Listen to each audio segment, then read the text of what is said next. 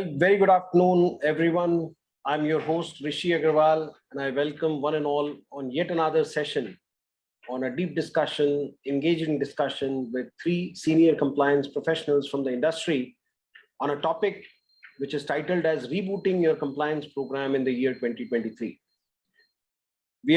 I can't believe we are already in the first week of December in 2023.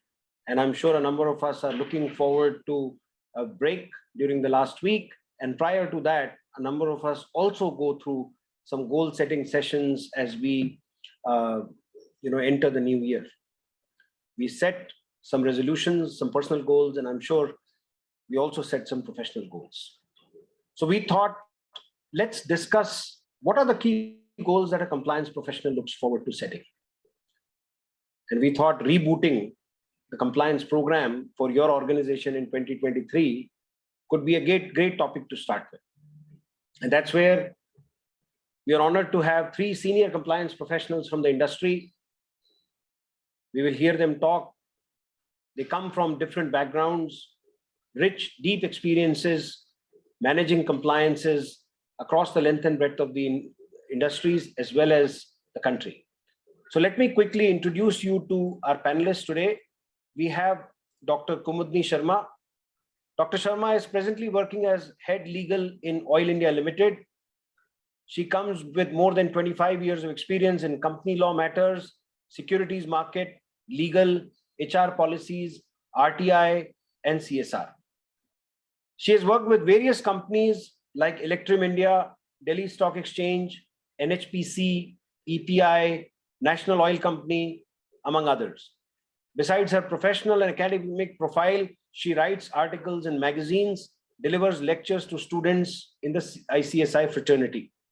Dr. Sharma is an economics graduate from Delhi University, a law graduate from Jivaji University, Gwalior, fellow member of Institute of Company Secretaries of India, and a doctorate in management from Jivaji University, Gwalior. Welcome, Dr. Sharma. Our next participant today is Kumar Ankit. Ankit is currently head of legal policy and compliance at Hindustan Zinc. He brings over 15 years of experience as a seasoned in-house counsel, company secretary, and a fraud examiner. He has comprehensive experience in managing end-to-end legal matters for corporates. He specializes in strategizing and implementing legal and risk mitigation, contract management, corporate governance, dispute management, along with managing ethics programs and regulatory compliances. He has acquired a pragmatic approach to solving complicated legal issues with experience in many domains of business and laws. Ankit was elected unanimously as an office bearer of Indian Private Ports and Terminal Association as treasurer, member of Standing Committee of Coal at Federation of Indian Mineral Industries. Ankit is a BCom, LLB, and also a fellow member of ICSI. Ankit, welcome. Thank you. Thank you, Rishi. Our last participant today is Vignesh. Mr. Vignesh is presently working for ChemFab Alkalis as a company secretary and compliance officer. ChemFab Lab is into in chemical manufacturing and processing. Vignesh brings over a decade of experience in corporate and legal domain. He started his career at the age of 22 as a company secretary in corporate consulting firm. He has had an interesting journey and moved on to various industries from windmills, renewable energy, aquaculture to mining. He's also worked in property development, among others. On the legal front, Vignesh spearheads the entire gamut of legal sphere, has had a privilege and luxury of working closely with top legal luminaries of the country. He takes strides in calling himself ever-learning legal student and pursuing a master's degree in business laws from the National Law School, Bangalore. He's a commerce graduate and associate member of Institute of Company Secretaries, ICSI. Vignesh, welcome. Thank you, Rishi. Thanks for having me. Excellent. Well, thank you so much for taking the time today and sharing your rich and deep experience with various attendees on this forum today. So before we get started, as always, I would want to spend a couple of minutes, talk about the overall environment, the regulatory ecosystem that the country has, how many acts and compliances are there in the country which are affecting employers, maybe quickly talking about the complexity of compliance program. So here's a quick infographic based on our data deep research on the subject, which identifies 1,536 unique acts and rules in 7 broad categories across the law of the land in India, which form the universe of employer compliance. 463, which is 30% of these, come from labor. Now, among the 1,536 acts and rules are subsumed about 69,233 unique compliances, of which 47%, which is 32,542, are from labor. We all understand labor laws, Minimum Wages Act, Payment of Wages Act, Payment of Bonus Act, Equal Remuneration Act, Factories Act, Contract Labor Regulation and Abolition Act, and many others. They fall into labor, concurrent subject of the Constitution in both union and state legislate laws on labor. EHS stands for Environment, Health and Safety, deals with CPCBs and PCBs and all the compliances, registers, returns, various consent orders around pollution control, air, water, soil, hazardous waste, e-waste, batteries rules, all of that falls there. Finance and taxation, as the name suggests, deals with direct tax, indirect tax, customs, FEMA, advanced tax, income tax, GST, and many other forms of taxes are subsumed there. Corporate commercial deals with equipments, hoists, lifts, cranes, boilers, pressure vessels, tools, tackles, gas holders, all of these items, fire extinguishers, weights and measures, they all fall under the category of commercial laws. Secretarial deals with company law and SEBI matters, typically managed by a company secretary.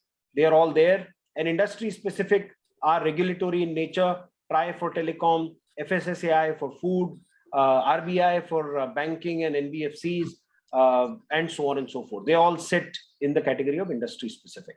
So that's the employer compliance universe of the country. We've also done assessment and created a heat map. As you can see, I don't intend to go through this, and you can go through this offline. Information is available on our website, but this is the heat map of compliances across various states and union territories in India. Moving on from here, as you can see, when we talk about compliances, we deal with typically all of statutory compliances. Some examples are licenses, registrations, permissions, consent orders, various kinds of returns, registers, challans, payments, remittances, displays, exemptions. All of these are examples. And this is not a complete list by any stretch of imagination. There are more, but I thought it's important to understand what do we mean by statutory compliances. Now, in today's discussion, we are not only going to cover statutory compliances, but other compliances which may be internal to an enterprise, which may be on the enterprise because they are selling products in specific geographies and jurisdictions. And that's why those compliances may be applicable to take a full view of the compliance. So when you hear our panelists speak today, you will hear some examples of those as well. And moving on, the compliance management in country is fairly complex. Here is the high level. There are 3 levels: union, state, and local. There are 7 categories that we just spoke about, and 3 types: time-based, event-based, and checklisted compliances. Again, events are of 2 types: secretarial events and non-secretarial events. And we will hear our speakers talk about them. So let's unshare the presentation. Let's get straight into the discussion. Let me call upon Dr. Kumudni Sharma today. Dr. Sharma, you bring 25 years of experience. You've worked in different domains. You're currently working with Oil India, and a lot of complexity of compliance you've seen in your past roles as well as in your current role. Why don't you share with our audience today what has been your experience managing the complexity of compliance? What is the challenge of compliance management in India? Thank you, Rishi, for giving me the opportunity to share my views. As for the compliances are there in Oil India is a company which is dealing with the exploration of oil. We explore and we develop and we take out crude and then give it to downstream companies. Those are like IOCL, BPCL. They refine it and give it to the end users. So as we are into the mining, we are categorized as mining. So though we are a bit different than usual mining as the mineral oil, we are mineral oil, and mineral mining is different than mineral oil mining. But there are, by virtue of being defined as mining activity, plethora of compliances are being attracted. And in earlier days, how we used to manage the compliance is only through a manual interface. And managing these compliances through the manual interface was definitely not giving me confidence at my individual level and even to my board level. So there may be many questions raised by the board where we are not capable to answer them because I'm not having the detailed ground zero compliances from the each user who is doing any operation which is attracting the compliances. So that made us to think about some solution which is IT based solution. So we migrated to the IT based solution in maybe 2016. We completed our implementation and we really found a lot of ease with those moving to the online tool. So that is a ease which you get with a lot of compliances. The board got the confidence. My users were thankful to me for a reason that they know what they're supposed to do as per law and what is the repercussions of not doing it. So they had a manual with them. Earlier, no such manual was with us. So they were just struggling to understand the compliances and do the activities as required by the law. So definitely, in short, I say my experience has been fabulous. Though there are challenges when we walk through this journey, there are many hardships which you across. It is your determination that can really sail through this because a lot of resistance come from the users, different temperament. But in totality, it has been a great ease to me, any legal counsel and the board. Great, but and now I'll bring Ankit into the conversation, but I still want to understand from you, where does this challenge come from, right? I mean, why it is not easy to manage compliances in the country? The diversity, the types, the ambiguity, the micro prescriptions on compliances. So I do want to hear some of your real life experiences. Let me first bring Ankit into the conversation. So Ankit, you've had a lot of industry roles in different councils and stuff as well. You currently work with Hindustan Zinc, one of the leading entities engaged in mining. Tell us where this complexity comes from. What is the challenge of compliance management in India? Thanks, Rishi. That's a very fantastic question. Actually, the question itself has its answers. If you see from the fact that the length and breadth of compliances and your chart is only a reflection of what the statutory compliances are. There are the compliances are the, let's say, the fiber on which the company standards are determined. Okay, so that's how I define compliances. It's basically a structure on which the governance norms of a company are determined. It's more also to do with the welfare legislation of the state. So the idea is that if you are compliant, the state is giving you kind of a certificate to operate within a geography, stating that, okay, since you have done so A, B, C, D things and you are compliant, that you have taken care of social security, you have taken care of safety, you have taken care of public sentiment in terms of public disclosures. This is why we should allow you to operate. Now, that is where the compliances come into figure. Now, you can pick up any compliances. It could be any of the statutory. Now, depending on how a constitution is putting in which schedule is there and which list it is being listed, central government and state government often tend to be at a, let's say, they come with their own set of rules and regulations. For example, my industry would be determined by a major mineral, which formulate part of a list 1. However, there could be certain incidents or some compliance requirement which the state of Rajasthan or state may incur or inculcate into, which even I may have to follow. Now, this is where the compliance challenges come through. The compliance is a delegated legislation, which is where the officers' indulgence in ensuring the wordings and we complying to them becomes more of a subjective nature given the fact that the main act has remained silent on a lot of aspects. So this perspective gives rise to numerous numbers of instances of compliances. Now, an entity operating in 15 places may be doing the same compliance requirement or same mapping for 15 places with absolutely no value addition coming in either from the user or from the system. While it is good to have a system, but the number of compliances which a user is supposed to fill increases tremendously, especially with some department like HR, EHS, where the number of compliances are humongous in nature, especially given the size of operations, given the number of location, and its multitude of compliances at all places. Now, those things have to be considered. A technology tool is enabler. A big journey is yet to be followed, and we'll discuss in a later part of our discussion as to what are the thought processes which now the industry want in the compliance. One, of course, as Dr. Sharma pointed out very rightly, from a board perspective, we need to give the comfort to the board. But beyond the board, it is your self-existence, which you have to give a comfort to the society you stay in.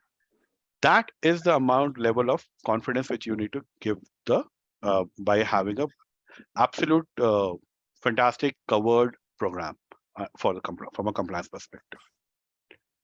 So that's my take on Rishi as to where are the acts and how we can move forward over it. Rest we'll discuss in the. Basically, Ankit, interesting point. Just the sheer number of compliances are too many. Yes. Second, as you geographically spread your tentacles, you find that the number of compliances grow exponentially. Yes.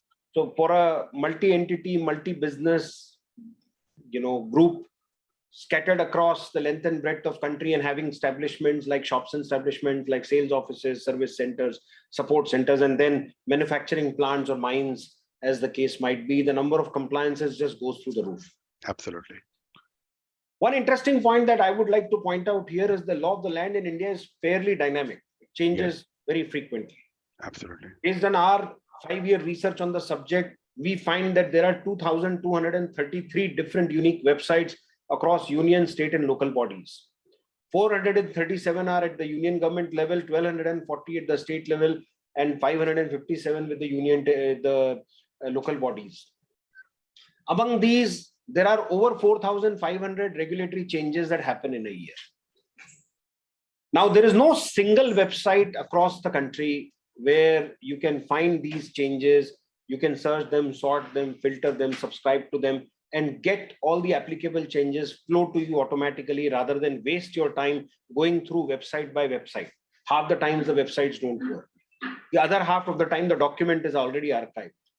Sometimes the document will fail to load, fail to download. All of these are things that you deal with to stay on the right side of the law. Now, in 21st century, we should not deal with problems like these. I think the problems, form, shape, and figure should change from information asymmetry of this kind to a higher level, where we move from a lower level of maturity to higher level. But we'll come to that in another part of the discussion. But great points on the subject, and mining as an industry is more complex in terms of compliance as compared to a IT enabled or even normal manufacturing from like an automobile.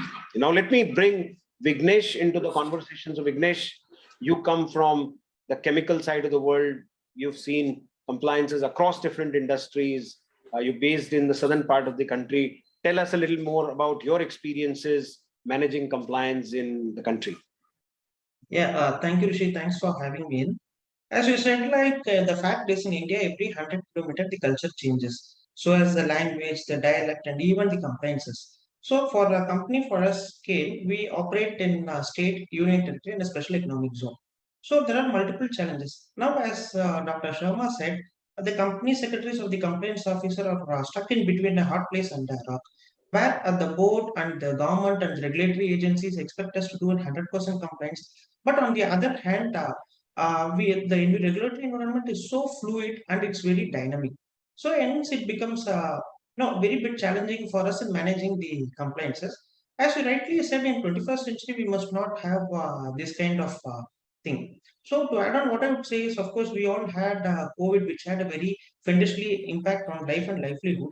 But one thing it had done good is it has accelerated or encouraged the usage of IT technology in almost all the spheres of our life. including the compliances. So today, in context, we must have an cutting edge technology for monitoring the compliances. So I'd like to share a few of my instances how the technology helps in compliance as well as the business. In today, we can't separate both the business and compliances, and both are inextricably entwined. So if you don't do compliances, you're out of business. For example, if a company doesn't file a balance sheets and the ROC, they're stuck off. If I don't pay an income tax, then I will be specified as a specified person and I will be at a higher rate. So this will have a tangential impact on the business model or the arithmetics that I have with the people. So one interesting story, what I realized is that technology will be ruling thing is, I was working for a company during the COVID March 2020 when the national ban was imposed. So it was into real estate major and they were a traditional based company. So they rely on paper checklist sort of a system where we have all the boxes ticked. So on first week of April, hardly a week after the imposition of lockdown, our honorable finance minister came up with a lot of financial assistance package to weed out COVID. So at that point in time, one pertinent exemption was an loan moratorium on holiday period. So we have to notice it was not a blanket. So it was on accrual basis. So what happened at that point in time, everything was stored in a server which was kept on offices. We were not able to access. And even we faced a lot of bottlenecks in even making an application antithetical to our thing. Our competitor, they had everything on float. So at the click of the mouse, they were able to see through seamlessly. Coming to the business part, even we did not have a complete database of our clients. Of course, yes, we had in bits and pieces. So the competitors, they had a complete checklist for, the database of the customers where they were able to completely touch base and give the confidence. So digitalization, as you said, like in 21st century, it is the norm of the day. Coming back to the compliances, today the regulatory compliances are challenged because if you look at the number of compliances, it's mind-boggling. So even the condition gets exacerbated on the local laws. For example, if we are into a chemical space, if we don't follow the compliances that is applicable for Mumbai, Pune, or the other parts of the country. For example, if I am placed in the union territory, the local laws changes. So we need to have a consistent engagement with our, the government regulators and the people. So what happens, what we face here is when a guy is transferred from particular state to the other area, from one territory to the other, then we have to teach him the compliances. So they may be specialist on the particular thing. So there is always a gap between the intent and the outcome. The intent is to do compliances. Nobody will love to hear that we are the non-compliance spectrum. But the practical glitches is the dynamic or the fluid regulatory environment today we are facing it. Since most of the participants are from a company secretary side, I would like to cite the recent development in the compliance side, a compliance certificate on SDD, structural database. So what happened, if my memory is right, we got a circular on Thursday asking the companies to file a compliance certificate by Tuesday, hardly giving us 5 working days. Even if you look at the circular, from the BSc, it had comments and other technical issues that can be challenged. I digress from delving deeper onto those aspects. But assuming if I got some COVID, if I'm not accessible to the office, if I take route to the traditional culture, I would have missed the compliance, putting the company in a non-compliance radar. So being in a dynamic regulatory sphere, we have to have a cutting edge technologies and we have to be on top of compliances. To be on top of the curve is digitalization is the only way, automation or mechanization of the compliances. But there are a lot of challenges. As Mr. Ankit pointed out, we can discuss what are the steps, do's and don'ts, especially the don'ts that matters a lot in automation. Yeah, So why just don't you this start? point, Vignesh, that a number of times the notification to actual date of completion, the amount of time the company has is very limited. Now imagine on top of this, if you don't even get a notification on time, because most of these notifications are accessed via WhatsApps and emails these days. Now, in case you don't get the notification, then that's a whole different problem altogether. Excellent. Well, let me bring Dr. Sharma back into the conversation. She started us on a path of high complexity. Let's hear from her some other examples of complexity. Why is compliance management in India non-trivial? Rishi, I'll just add, as my company is, we operate in Assam, we operate in Rajasthan. So see the 2 states from west and the east. and then the culture also changes with the location and the climatic conditions, local laws changes, and even the local notification, local laws are not so easily accessible to us. That is the biggest challenge. And then the another challenge which comes from the user side, because we are a huge company, my compliance users in my system are more than 400. And especially those technical people, engineering guys, feel very difficult to interpret the law and understand in their easy language. First challenge comes, you should get the notification.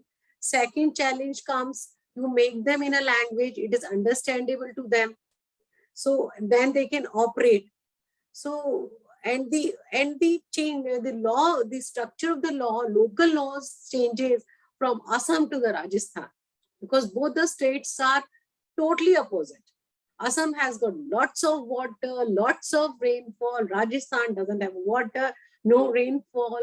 Temperature is severely very high. Assam is very pleasant, humid, it is dry. So it's like opposite words. Two states are just in opposite words to me. Dr. Sharma, very interesting point you bring in with respect to weather conditions. How does that translate into complexity of compliance? I'm eager to understand. There are two things which your geographical condition will translate into. One, the local laws will be governed by the local conditions. Second is your ability to comply depends also on the local conditions. If I want my installation manager from Jodhpur to travel to a location in Jaisalmer, Bagewala, the temperature raising around 49 degree to travel 400 kilometers and do the compliance. So we will have those bottlenecks. So I have to say कि नहीं वो update उस time पे नहीं होगी compliance. There are certain issues. In Assam, there are certain issues like bunds and blockades are many. So if there are bund and blockades and things are going on, the office is shut, garages are there, then again the things will not happen. So local conditions at drafting level, how the compliance and what conditions are being required to company to comply with, and the actual implementation depends on your geographical situation also. These are two extreme examples. I'm just quoting it. No, very interesting point, right? I mean, we have seen a number of diversities in compliances, but you are operating in two states, one on the east, far east, one on the far west, with huge differences in their weather conditions. So the composition of the local laws and stuff like that is likely to be very different and quite contradictory in some sense. Even the behavior of the individual, behavior of the people who belong to Rajasthan and the behavior of the person who belong to Assam, temperamental differences are also there in the people who belong to particular states. So and that is also resulting in temperamental differences. Huh? Yes, and that is also one of the conditions we should take into the consideration when we are seeking compliances from the users. Because everything affects it. It's a human behavior which is all pervasive in all activities. Excellent.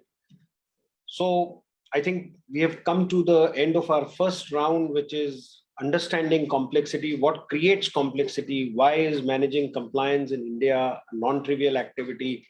Why you should respect company secretaries and compliance officers more than you currently do. So with this, let me bring up a survey, and this is where I love to get the perspective of our attendees on the session today, so that they can give us their view. There is a small poll, some 8 or 9 questions, takes about 1 minute to answer. You should be able to see the poll on your screen right now. And I would love for you to quickly go through it. It doesn't take more than a minute. We would love to get your view on the subject.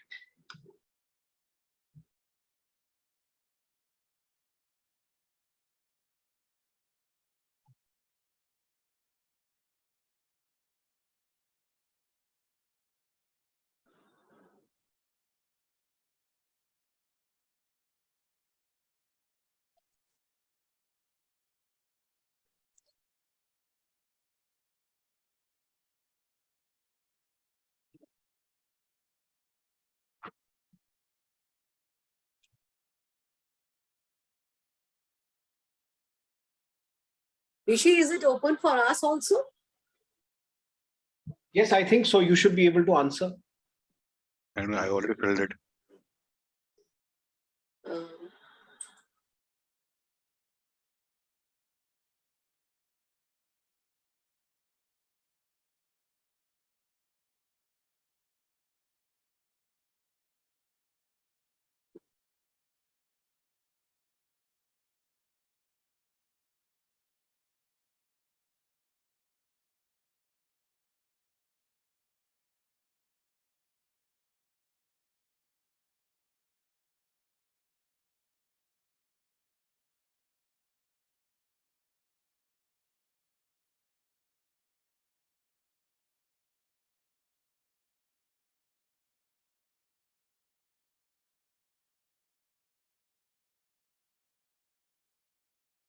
Okay, well, another 15 seconds and we wrap up the survey.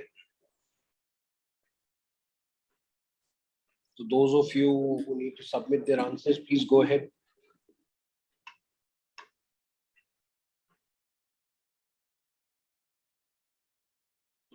Right, well, the countdown 10, 7, 4, 3, 2. Let's close the survey. Abhay. Excellent. Well, I'll share the results after we are done with our discussion today. In the meantime, our audience, we have 3 experienced panelists today, industry experts in their own way.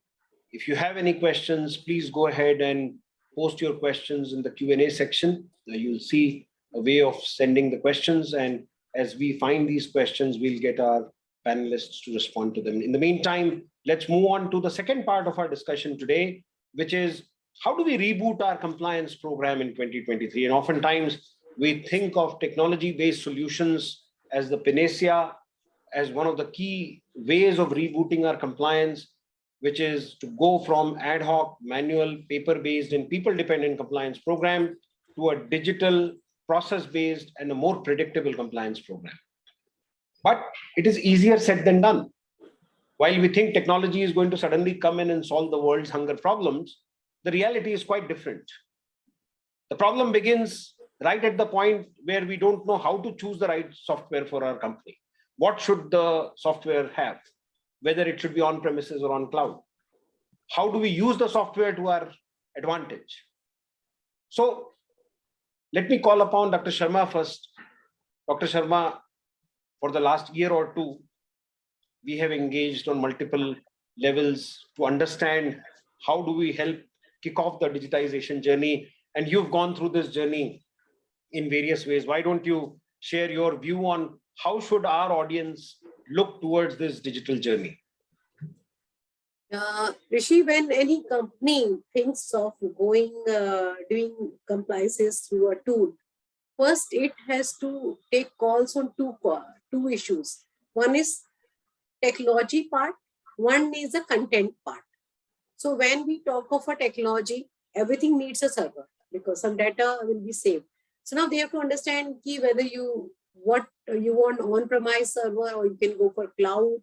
What are the advantages of having the cloud storage and your on-premises storage, their AMCs, backups, whether you have a well-defined, well-equipped IT department which can take care of all those servers, so you want to outsource this. Always keep your IT guys into discussions when you start some demo of any legal tech tool on compliances, because we as a company secretary, we as a legal experts are not equipped to understand the intricacies of the IT part of it. And sometimes we need to simulate the tool with our own databases. We have a SAP system where all employee databases kept. And when I was implementing the tool, I came across a challenge. I've got a huge number of employees who got transferred from one sphere to another sphere, and we don't come to know that they have left the location and they want to do some different. They need to demap and map to the different locations. So when I was just reviewing the dependency, when I asked them why you have not No, I to transferred, so I have left it. And suddenly I have to give a report to the board. So these were some challenges which I was facing. So I thought I'll integrate my tool with the SAP.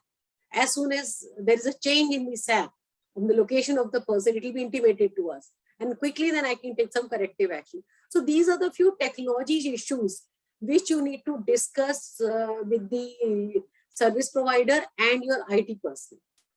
And then second point is that issue is that content. What content you want it to go in your tool?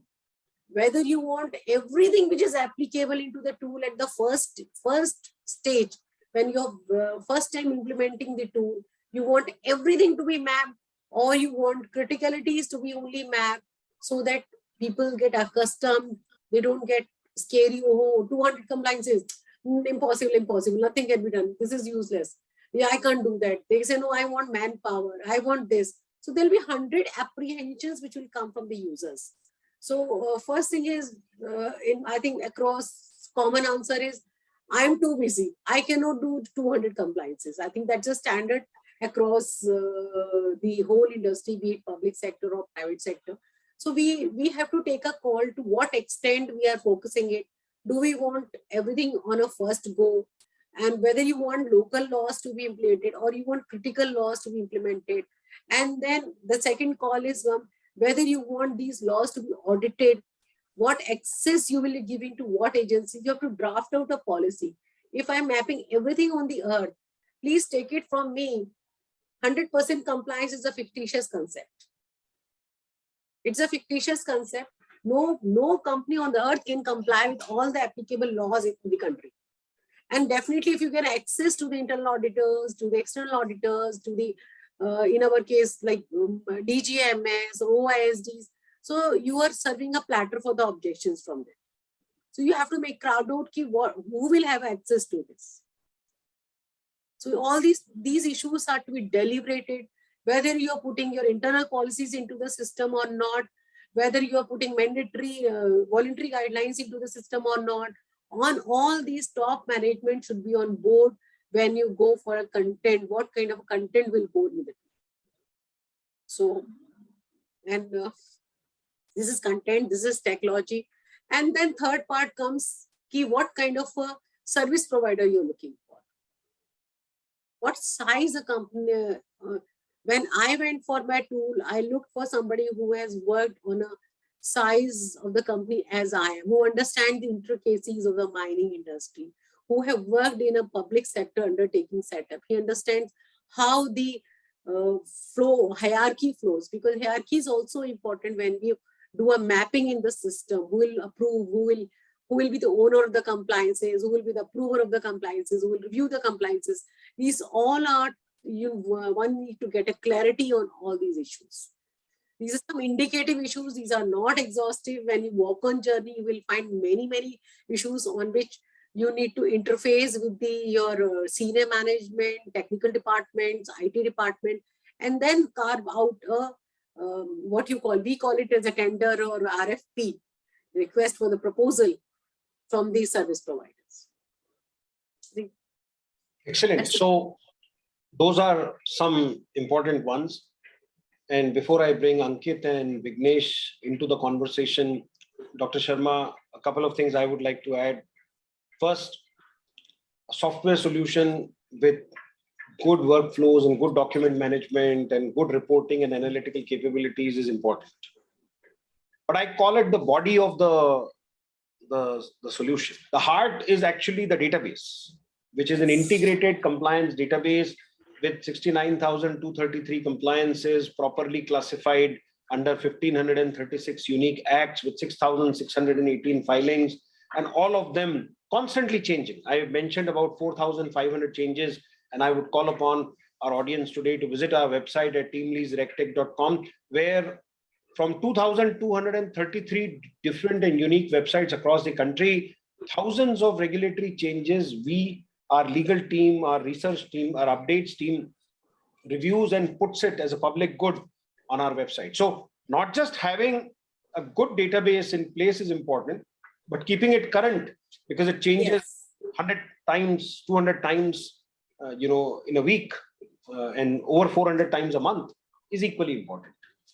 So let me now bring Ankit into the conversation. So Ankit, you come from a very, very large metal mining background, and compliance management, as you pointed out, is humongous, non-trivial exercise. Tell us and our audience how you would recommend they reboot their compliance program in 2023. Thanks, Rishi. Of course, technology is going to play a major role in enhancing the framework, the compliance framework. There are, of course, challenges attached to it. Pertinent challenges is updation of database, updation of users, updation of or correct monitoring, correct chain of command in approving, correct format in which the board would like the report to be presented. The ground user, or when I say the ground user, I say like the step A user is the most important person in the whole hierarchy of things. Them being updated as to what exactly is the regulatory requirement, what I'm supposed to fill in the portal. It could be a compliance portal, it could be a man-made, a company-made portal. Ultimately, is the report has to be given to a third party, which is generally a government agency in the case of compliances. And that reporting is internally reported that, okay, I have complied with, and here is the report next. That closes the compliance requirement. It closes the compliance chapter. This tool is only acting like a repository for ensuring or adhering to a MIS of compliances. This is what the tool is doing basically. The challenge on the ground right now, what is happening is updating the people who are on the ground level. There, a lot of issues happen in terms of them understanding the technology, understanding the law, and what is expected out of them. My suggestion in 2023 is focusing a lot on the ground people who are going to report it to their HODs for approval. There a lot of churning happen. A lot of transfers will happen. A lot of inter-department transfers happen. Sometimes the frequency is even less than a year. So by the time the next cycle comes, technically you may have a new officer in place who is supposed to report that kind of a compliances. Here, the handover takeover is very important. Similarly, a feedback to the legal team to ensure adequate release or ensure having a backup in place if the person is getting relieved is a new system which we have incorporated. So maybe that handover takeover is a bit more smoother in this case. This will definitely help people understand the nuances of compliances to the newcomers in the position. Now, having said that, you pointed out in the initial part of our conversation, pointed out availability of the compliance requirement, availability of the compliance matters. That is still remaining a challenge. Now, just to give you an example, even if we have to pick up MMDR, which is the base legislation for mining related activities, not even a published book in current industry is updated. There at least 5 amendments would have come by the time the book had been published till the time you use it.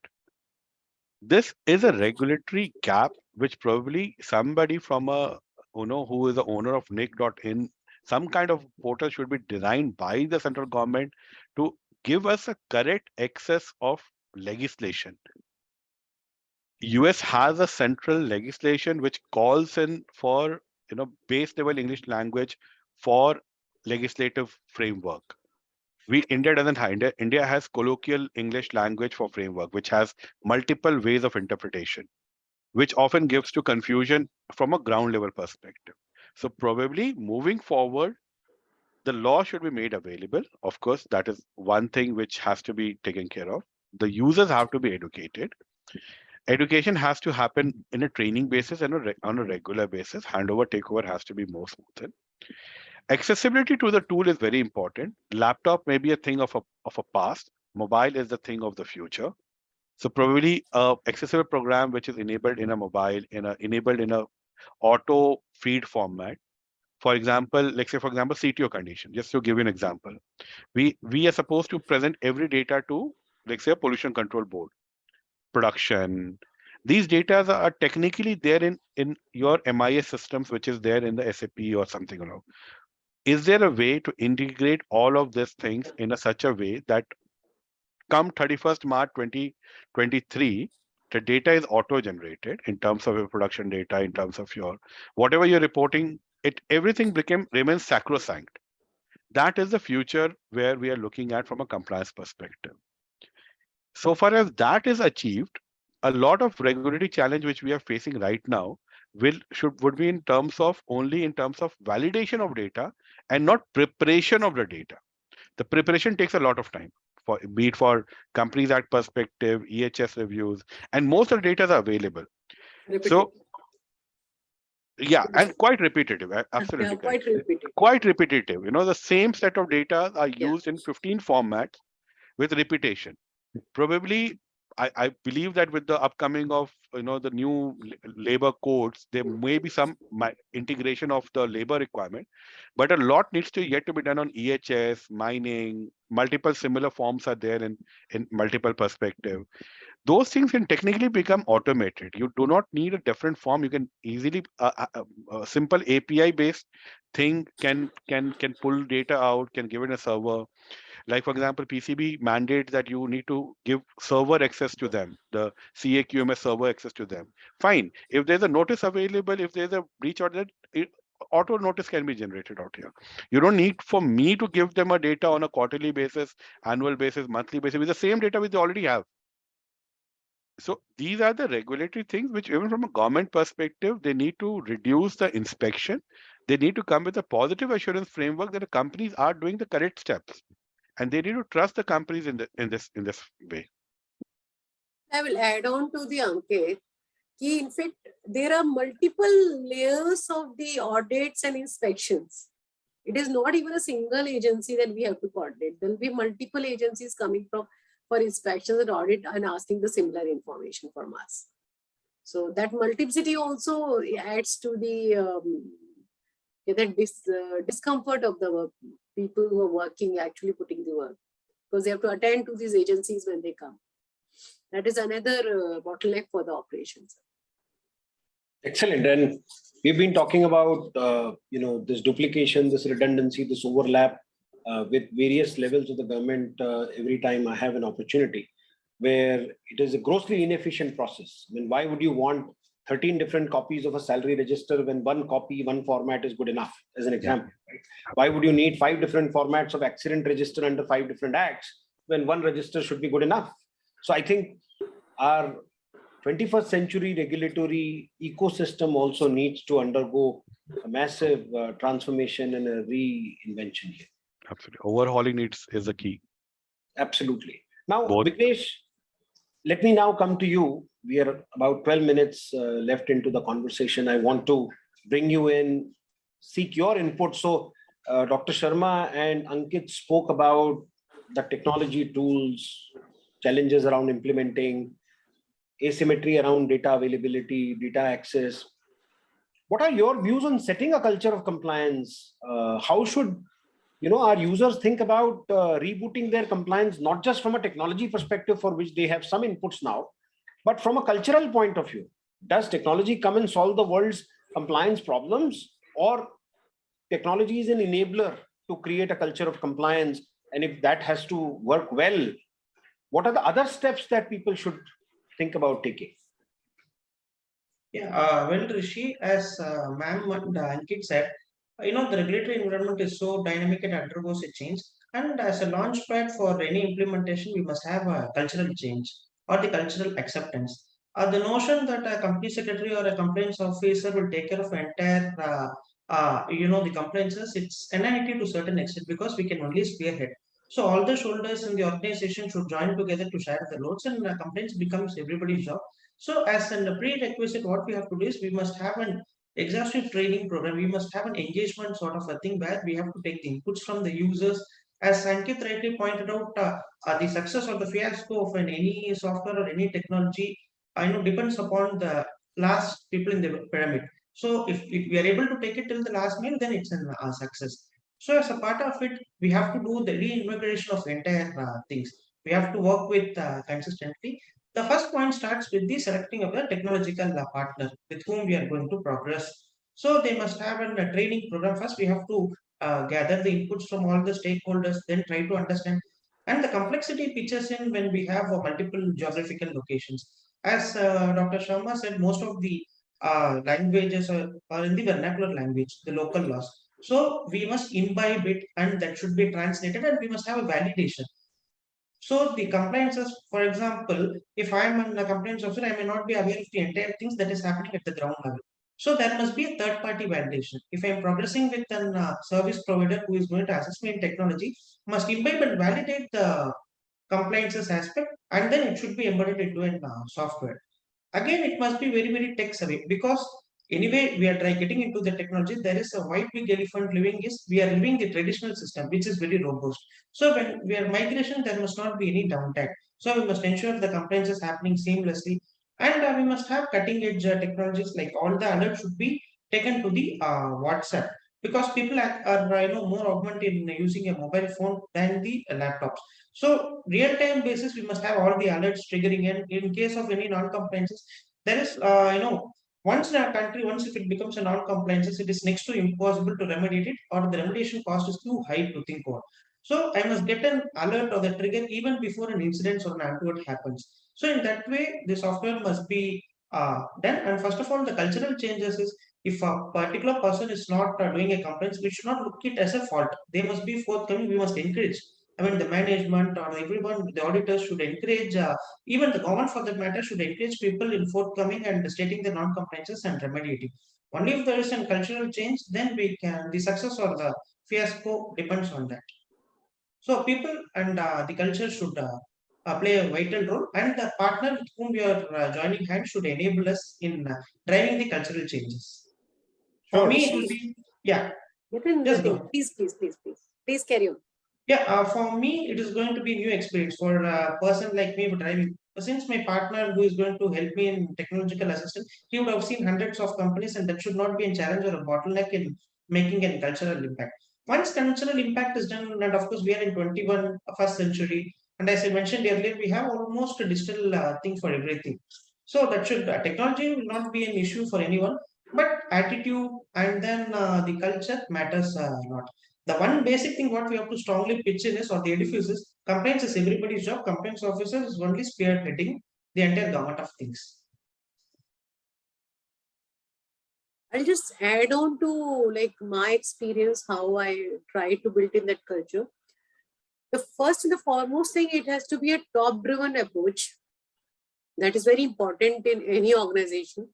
Secondly, when first time we are embarking on detailed compliances management, that we have to do a personal interface. Now, most of the things are done through VC. It's really fine in the subsequent phase. But initially, when you're mapping the compliances, detailed plethora of compliances, 66, 70 compliances on one person, you have to sit across with them, making him understand each and every compliances. And there should be a regular periodical review, periodical trainings for the updates which are coming. Updates may come, but if you sit across as a training program, okay, this quarter, sir, into your profession, see 5 changes has come, it translate into these activities at your end. We have to tell what compliances translate into actual work for them. And that some quarterly or 6 monthly, whatever frequency, whatever bandwidth is available with the compliance officer is, he can carve out the frequency and interact with the same set of users, technical users, HR users, finance users, and update them on a one-to-one training programs on the last quarter updates which have come in the quarter. So that will keep them sensitized and like with effortless updation. Otherwise, going and reading together with their work practically becomes impossible for most of the users. Yeah, absolutely correct, Dr. Sharma. I also wanted to add one point in terms of accessibility to the technology.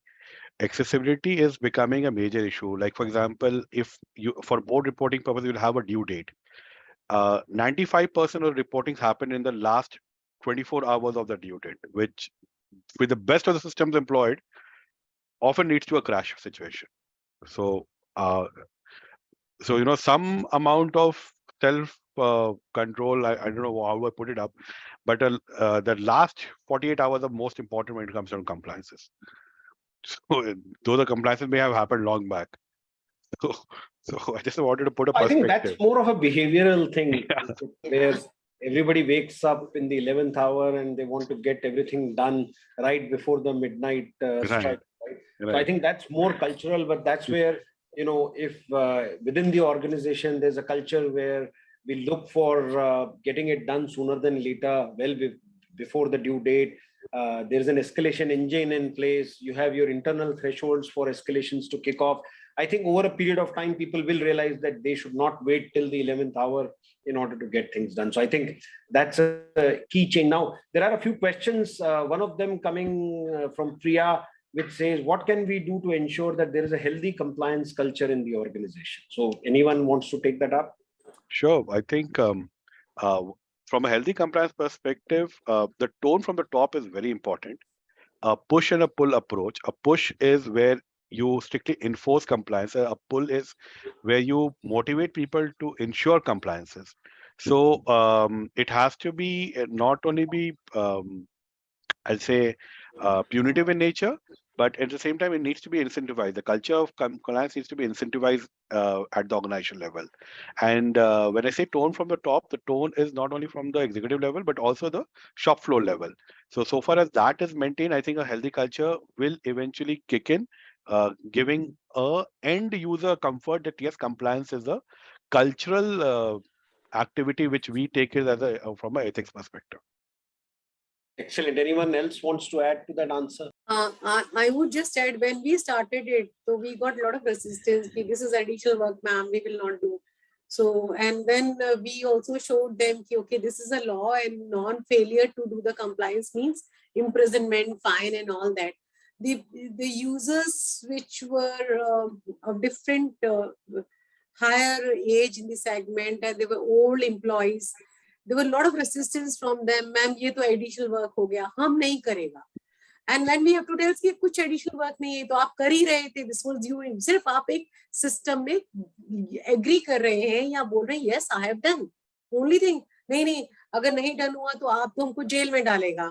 So that's there were times saying when you go to different locations, different people have a different fear.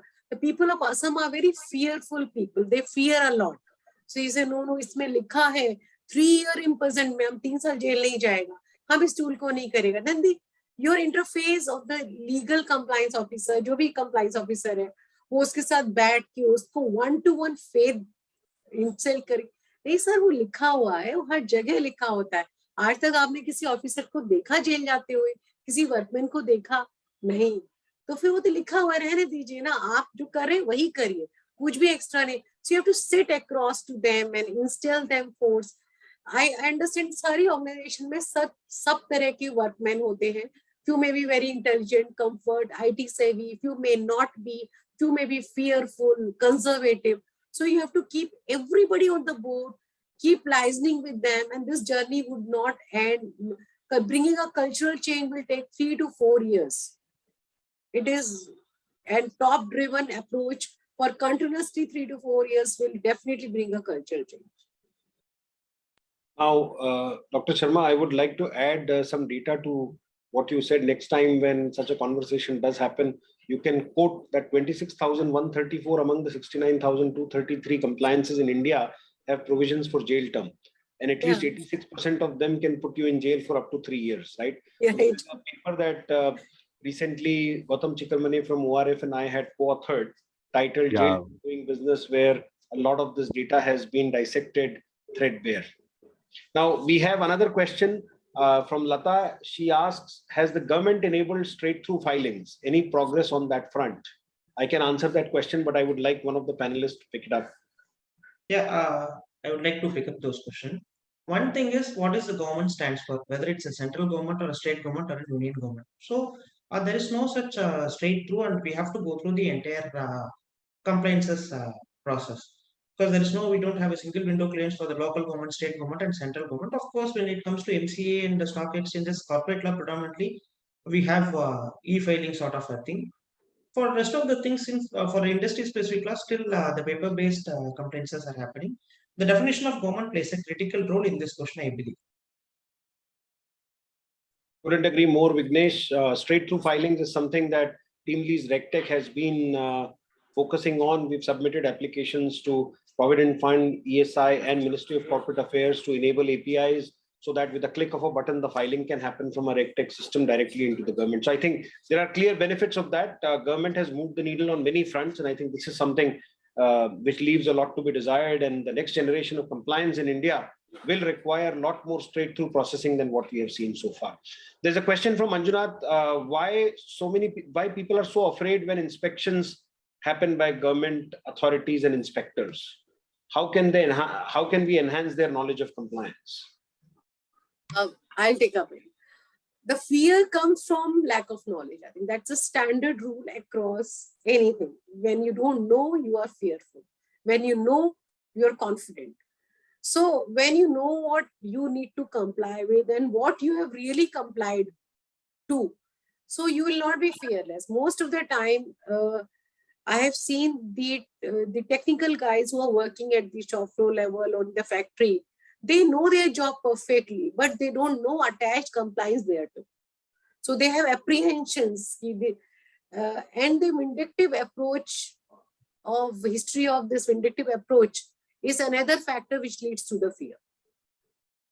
So reducing the fear means increasing the knowledge, making our people more knowledgeable on the legal compliances side, making them more tech friendly so that they can understand, and translating the legal language into simpler words.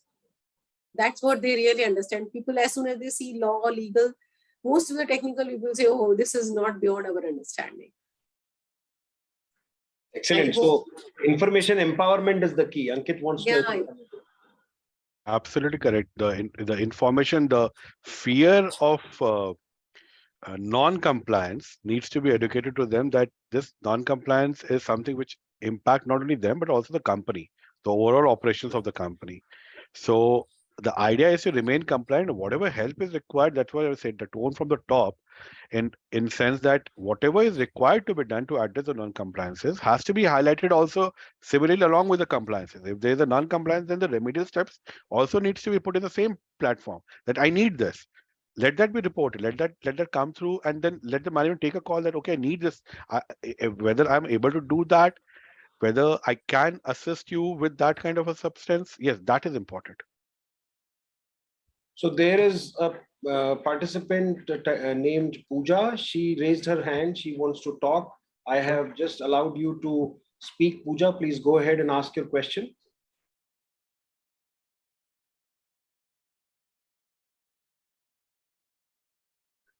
Pooja, you can go ahead and ask your question. Well, I think she's having a problem with her microphone. So I think that brings us to the end of all the questions that we had. Any closing comments? Let's start with Dr. Sharma. Rishi, there are a few comments in the questions.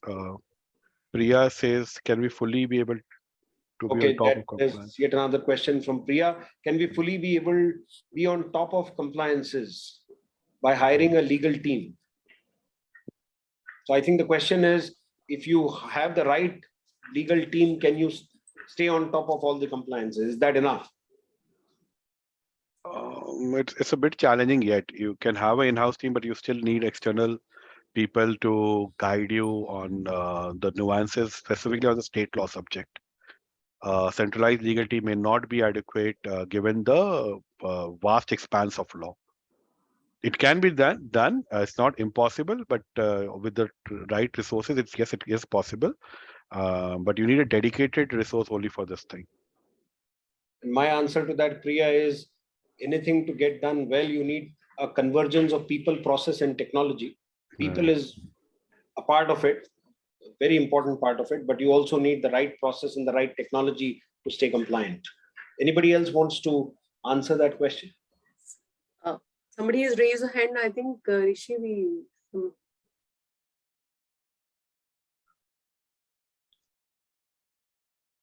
So I agree on this. You cannot have hiring a team cannot give you a complete solution. It has to be a mixture of technology and team, and also support from your own users. Willingness of the users to get into the system, to adopt the system wholeheartedly. I may have good technology, I may have mapped my compliances very nicely, but my users' reluctance may fail my compliance status. So even keeping the users on board, instilling confidence in them, and making a what you call good chemistry with the user is also important for the compliance status of the company. It's a three-sided approach. Excellent. Well, I think very engaging conversation, a lot of inputs from the panelists as well as good questions from the participants. We've already exceeded our time by about 6 minutes. Any closing comments from anyone on the panel before we wrap up? I would say the compliance today is very essential for sustainability of the business. It is like insurance. You're ensuring the sustainability by being compliant with. Especially environmental non-compliance can ruin the company's future to the great extent. The kind of a damages, those are unlimited in environmental matters. So it is really a necessity to have a robust compliance system in place to ensure the business sustainability and the security for the people around, stakeholders, I would term it. Ankit? Yeah, thanks. So Rishi, this technology will play a humongous role in ensuring a better compliance framework for the company. The tone from the top has to be maintained in unanimously stating that compliance activities have to be taken with priority. In the same angle, adequate training and resources need to be provided for the end user to ensure compliances. So all three put together will get a better compliance framework, which will be intermingling between technology, policy, and trainings. Lovely. Vignesh, any closing comments? Yeah, today the compliances has become very dynamic, and we have to be on top of curve for sustenance, as Dr. Sharma had rightly put forth. So the success or fiasco of compliance program or compliance model in an organization is based on technology, or it's highly banking on the technological advancement. And the success story depends highly on the partner with whom we select for the technological assistance. If your partner is on top of it, then we can be rest assured and we can have a good night's sleep that the compliances are taken care and we are in the right and safe hands. Excellent. Well, we are well above the time of 1 hour, but I didn't want to stop the free flow of ideas. Great conversation, deep insights. Hopefully our audience has been able to pick up some actionable items to reboot their compliance in 2023. Don't forget to visit our website at teamleadsregtech.com and sign up for a newsletter so that you can stay on top of all the regulatory updates. You can also go to and download our app called Rules Book on iOS as well as Android so that you can stay on top of all the compliances on your mobile app. And in case we can help you initiate your digital journey, feel free to reach out to us and we would love to be a partner with you. With that, thank you so much for being a wonderful audience. Our panelists, thank you so much for sharing your insights. And I look forward to meeting you again next month. Until then, have fun, enjoy. Thank you. Thank you, Rishi.